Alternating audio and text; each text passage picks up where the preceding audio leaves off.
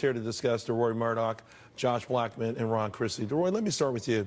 I mean, you know, there's a long way to go, and there's a lot of ifs to this, but considering the current composition of the Supreme Court, 4-4 tie, not out of the realm of possibility going back to Judge Robarts, and we know how he feels about this. I think it could go to the Supreme Court because you have these differences of opinions among various judges.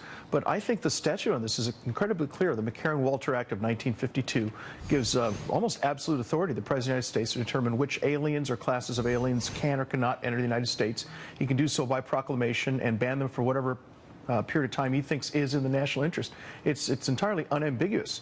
And I know people say, oh, this is dictatorial, authoritarian, unconstitutional. But if you go back and look at that statute on which this entire executive order is based, it's very clear the president has this power. And I think even liberal judges like Kagan and Ginsburg would have to look at that. What about precedent, though? We know that other presidents have taken similar actions, but none as broad in scope. I don't think this is all that broad. This is not a ban on all Muslims staying out of America forever. This is 7 countries. This executive order expires April 28th, and it's just a matter of determining what vetting criteria will be used to determine if these people are legitimate refugees or if they're kind of people like this Somali refugee in Ohio who took his car, drove over a bunch of students, and then got a knife out and tried to kill them, injured 11 people before he was shot by a cop. So yes, there are very good refugees who come here who want to work hard and join the American dream, and there's some here who don't, and this is all about trying to identify which ones should be here and which ones should not. Yeah, Josh, in the current state of the world where these terror attacks have become so commonplace, I don't know that we're not sanguine about them, but we certainly don't flinch to the degree that we did. It would make sense to have better vetting, and yet the legal battle continues right now as we speak. Yeah, in fact, as I was coming on this segment, I was listening to the hearing in the Ninth Circuit in California, and it's not looking good for the Trump administration. All 3 judges on the panel seem very skeptical of the government's arguments. So if I had to make a prediction now, it does not look like the court will rule in favor of President Trump. Josh, what were those arguments?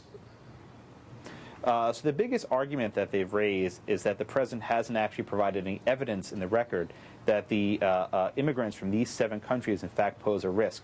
The government lawyer said, well, we have some arrests here and there, and the judges were very skeptical of that and said, we don't think that's enough, and they actually wanted to have a relationship shown of why these people in particular should be excluded from the United States. You know, Ron, this is an interesting situation because no matter where this ultimately ends up, it feels like the longer it goes out, the more we talk about it, President Trump will win in the court of public opinion because of the nature of how civilization has changed in the Western world. Well, good evening, Charles. I think not only will he win in the court of public opinion, but I think he's going to win ultimately in the court of law. You know, this is one of the first things I took as a first-year law student in constitutional law. In order to bring a suit, you must have standing. I do not believe that the state of Washington has standing in this particular case.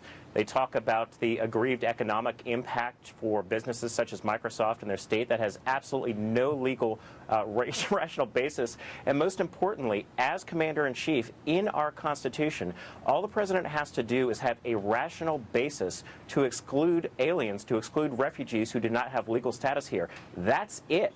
So to suggest that he's not going to win or he's doing something against Muslims, he's doing it under the Constitution, and the state of Washington has no legal basis, in my opinion, for which they brought forth this lawsuit in the first place. You know, Deroy, I hear all the experts, and I hear where everyone's coming from, but deja vu takes me back to the Obamacare Supreme Court ruling and Chief Justice Roberts going completely against what everyone thought how he would rule. So, you know, I mean, I get where everyone's coming from, and yet Josh said he's listening to this, and it feels like all 3 members of this panel are leaning against the Trump administration. Why?